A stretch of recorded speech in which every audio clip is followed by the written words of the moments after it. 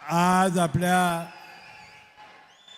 आई अंबाबाईच्या तीर्थक्षेत्राच्या कामाचा शुभारंभ या देशाचे कणकर गृहमंत्री आदरणीय अमितभाई शहाजी, राज्याचे लोकप्रिय मुख्यमंत्री देवेंद्र फडणवीस साहेब, राज्याचे उपमुख्यमंत्री एकनाथ शिंदे साहेब, व्यासपीठावर उपस्थित मंत्रिमंडळातील माझे सर्व सहकारी, विधिमंडळातील माझे सर्व सहकारी, मंचावरील सर्व प्रमुख नेते मंडळी आणि मोठ्या संख्येने उपस्थित बंधू भगिनी आणि मित्रांनो, बंधू भगिनींनो, आज अंबाबाई आपल्या तीर्थक्षेत्राच्या आराखड्याच्या निमित्ताने आज आपले देशाचे लोकप्रिय गृहमंत्री अमित शहा साहेबांनी आज त्याचा शिलान्यास केलेला आहे।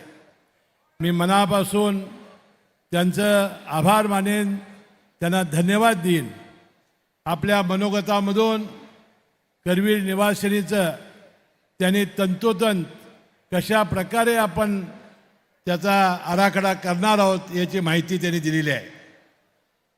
आपल्याला माहिती आहे की देशाचे स्वातंत्र्यानंतर पहिले गृहमंत्री म्हणून सरदार वल्लभभाई पटेल हे कणकर गृहमंत्री म्हणून होते।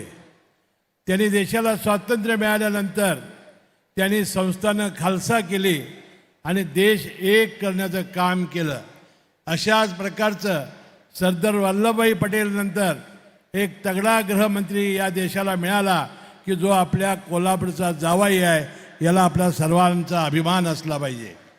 आणि म्हणून ज्याचा उल्लेख मुख्यमंत्री महोदयांनी केला, ही सहकाराची पंढरी आहे आणि सहकाराचे अनेक निर्णय आज अमित शहा साहेब जाहीर करणार आहेत अशा प्रकारच्या भावना व्यक्त केल्या। मी 45 वर्ष हे सहकाराशी जुळलेला आहे।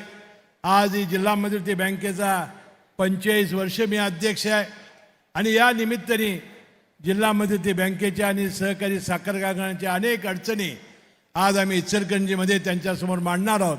मला विश्वास आहे की या सगळ्या क्षेत्रामध्ये आणि जास्तीत जास्त त्यांनी जो पहिलं कदम उचललेलं आहे की विकास सेवा संस्थेचं त्याचं पॅकचं पुनरुज्जीवन करणं, संगणकीकरण करणं, हे फार महत्त्वाचं पाऊल त्यांनी उचललेलं आहे।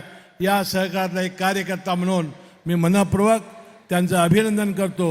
मुख्यमंत्री महोदय, उपमुख्यमंत्री महोदय यांचंही अभिनंदन करतो।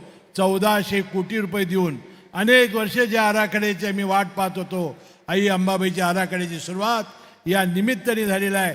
त्याबद्दल मनपूर्वक या सगळ्यांना मैं धन्यवाद देतो। मैं तहे दिल से सभी लोगों का शुक्रिया अदा करता हूँ।